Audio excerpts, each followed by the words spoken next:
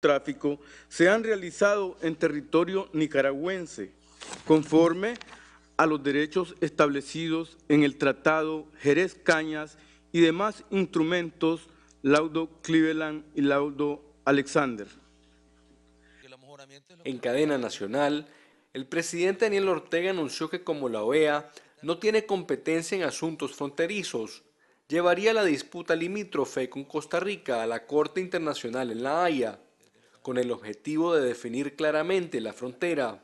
Los expertos en la materia tienen opiniones encontradas sobre las virtudes de esta decisión. En La Haya la lógica es una lógica jurídica, o sea, que es diferente a la OEA, que es una lógica política. O sea, es más congruente, digamos, la Haya que la OEA. Para mí esa respuesta tiene un problema fundamental, y es que el asunto de los límites es cosa juzgada, y abrirla de nuevo es abrir una caja de Pandora que puede ser muy peligrosa para Nicaragua. En realidad, la frontera entre Costa Rica y Nicaragua a lo largo del río San Juan se definió a finales del siglo XIX, como resultado del trabajo de una comisión tripartita que delimitó el territorio de ambas naciones, definido en el Tratado de Límites Jerez-Cañas de 1858. En el Laudo Alexander quedaron plasmados los límites de la frontera en la desembocadura del río San Juan, donde ahora los gobiernos de Costa Rica y Nicaragua reclaman como propio un pequeño trozo de tierra rodeado de humedales y bancos de arena. El problema es que existen interpretaciones diferentes sobre la delimitación hecha por Alexander. El Laudo Alexander de 1897 y 1900 define la frontera de la siguiente manera. Al llegar a las aguas de la laguna Harbor Head, la línea divisoria dará vuelta a la izquierda, o sea hacia el sureste, y continuará marcándose con la orilla del agua alrededor del Harbor Head, hasta llegar al río propio por el primer caño que encuentre. Subiendo este caño y subiendo al río propio, la línea continuará ascendiendo como está dispuesto en el tratado. Para Costa Rica, esto significa que la frontera bordea la laguna de Harbor Head, ahora conocida como la Laguna Los Portillos, hasta llegar al caño que se encuentra en la parte superior de la laguna y que desemboca en el río San Juan. El doctor Manuel Madrid, experto en temas territoriales, tiene otra interpretación. Cuando vos ves digamos, la bahía, hay una punta hacia la derecha. Esa es la extremidad la extremidad de tierra firme, esa es Punta de Castilla. De ahí, conforme lo describe gráfica y expresamente Alexander, sigue al entrar, dice, a las aguas de la laguna Harbor Head, sigue por la margen derecha del sureste hasta el propio río, o sea, el río San Juan, por el primer caño que encuentre. El primer caño que encuentre es ese que se está limpiando. Entonces, ese es el trazo de la línea. Viene por ahí, entra a ese caño y ese caño se comunica con el río San Juan mismo. Edén Pastora le echó leña al fuego al afirmar que había entrado en un territorio que era tierra de nadie. También retó a los ticos a comprobar en los mapas de Google Earth el trazo de la frontera y que la zona de la discordia estaba en territorio nica. Sin embargo, Google desautorizó ese mapa, admitiendo que había cometido un error. La semana pasada, la Academia de Geografía e Historia de Nicaragua respaldó la posición del gobierno. Sin embargo, desde el lunes pasado, el Instituto Nicaragüense de Estudios Territoriales, INETER, desactivó la página web donde se encuentran los mapas oficiales del país.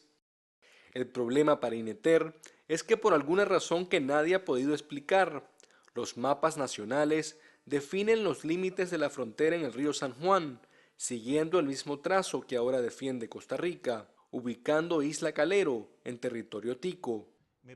Para el doctor Mauricio Ordocia, experto en temas territoriales, la solución a este problema se encuentra en la densificación de los mojones a lo largo de la frontera. Colocar hitos intermedios que permitan ubicar con mayor precisión visual y visibilizar dónde queda la frontera. El tratado Jerez-Cañas, el laudo Cleveland y los 5 laudos Alexander y sus correspondientes rectificaciones ya establecieron la frontera. Hay 20 mojones en la frontera. Esta idea coincide con la postura del gobierno de Nicaragua, que exige abrir canales de diálogo para avanzar en el amojonamiento de la frontera sur. El doctor Mauricio Ordocia cuestiona las motivaciones detrás de la protesta de Costa Rica en la OEA. Adelantaron una posición correcta que era respaldar la idea de que Nicaragua realizara su dragado siempre y cuando no afectara el territorio costarricense, que era una posición muy lógica. Sin embargo, yo lo que veo es que ahora han surgido otros sectores, ¿verdad?, con posiciones completamente distintas, en la que yo creo que están inclusive los equipos que han trabajado antes en estos juicios en la Corte, que levantan nuevamente el tema para hacer retroceder lo que ya la presidenta y el canciller habían aceptado. Para el ex canciller Norman Caldera, el principal objetivo de Costa Rica es evitar que disminuya el caudal del río Colorado. Porque Costa Rica, al haberse desviado, ya sea voluntario o involuntariamente, las aguas del San Juan hacia el río Colorado, tiene muchos sistemas de riego, tiene muchos lugares turísticos que reciben aguas del San Juan que se están beneficiando de las aguas que son de Nicaragua. Yo lo comparo con el que ha estado pegado de la luz, ¿verdad?, robando luz.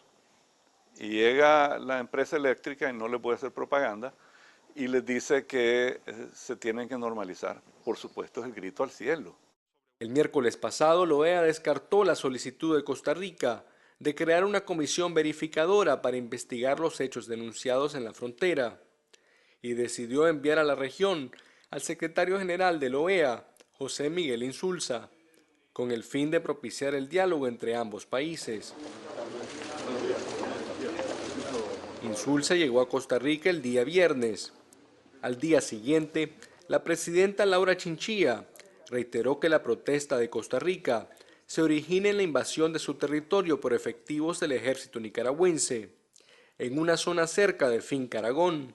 Tenemos también claro que este no es un tema limítrofe, por eso es que recurrimos a la OEA. Sabemos que a la OEA no le corresponde dirimir situaciones limítrofes, pero a la OEA sí le corresponde pronunciarse cuando suceden violaciones a la integridad territorial y a la soberanía. Costa Rica insiste en que si no se retiran las tropas nicas, no habrá diálogo bilateral.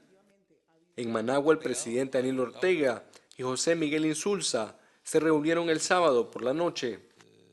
El presidente Daniel Ortega niega que tropas nicaragüenses hayan incursionado en territorio costarricense y pone en tela de duda la exactitud de los mapas utilizados por Costa Rica.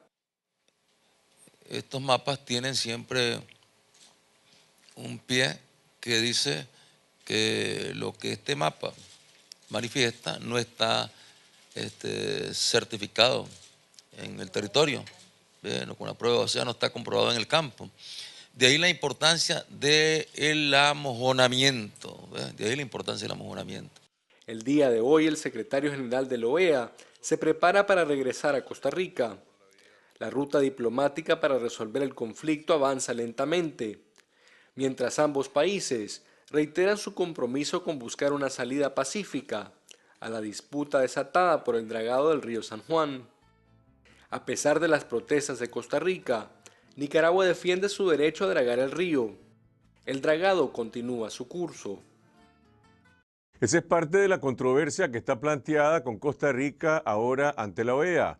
Y la demostración de apoyo nacional que se expresó esta semana al proyecto del dragado del río San Juan, una vieja aspiración que, por cierto, fue bloqueada por intereses políticos mezquinos en la Contraloría durante el gobierno del presidente Enrique Bolaños, evidencia que por encima de cualquier diferencia política estamos ante un proyecto de carácter nacional. Nuestros derechos soberanos en el río San Juan, la demanda del amojonamiento de la frontera con Costa Rica, igual que el reclamo de nuestros derechos territoriales en la plataforma del Mar Caribe, en las zonas limítrofes con Honduras y Colombia, responden a una política de Estado.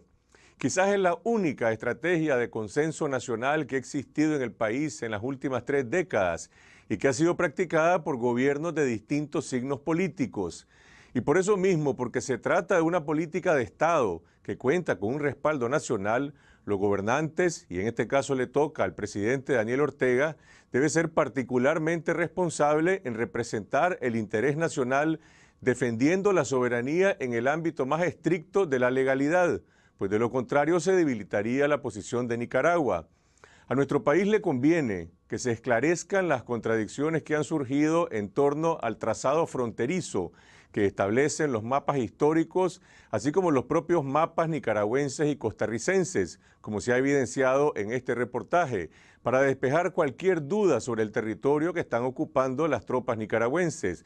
Porque aquí lo que está en juego no es la palabra de un funcionario del gobierno, sino la credibilidad y la confianza en el ejército de Nicaragua que está ejerciendo una función de soberanía en esta zona. Y así como las bancadas opositoras en la Asamblea Nacional han respaldado la gestión del gobierno y del ejército, el gobierno debería actuar en consecuencia con absoluta responsabilidad y transparencia. En Nicaragua nadie debería hacer cálculos de obtener réditos políticos de una situación donde lo único que debe prevalecer es el interés nacional. Y si se trata de Costa Rica, es evidente que el gobierno de la presidenta Chinchilla ha actuado con desmesura al denunciar una supuesta invasión militar de Nicaragua y debería abstenerse de escalar el conflicto involucrando a terceros países. El amojonamiento de la línea fronteriza que ha propuesto Nicaragua es un asunto de interés binacional que debería facilitar una solución permanente al diferendo con Costa Rica.